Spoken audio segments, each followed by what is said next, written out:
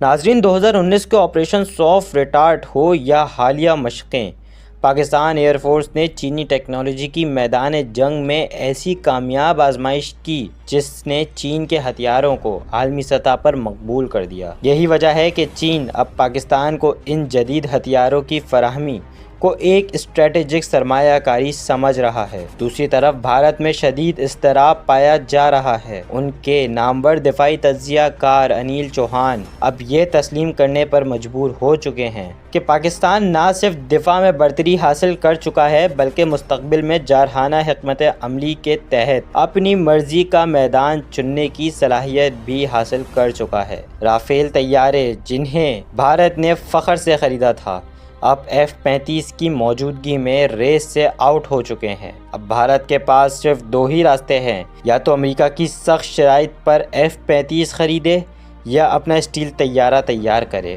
جو کم از کم ایک دہائی کا کام ہے۔ خطے میں طاقت کا توازن اب بدل چکا ہے۔ پاکستان کو حاصل ہونے والے F-35 اور J-500 جیسے جدید طیارے نہ صرف پاکستان کو دفاعی برتری دیتے ہیں بلکہ دشمن کو سوچنے پر مجبور کر دیتے ہیں۔ یہی وجہ ہے کہ آج بھارت کی خاموشی ہی اس کی شکست کا ثبوت ہے۔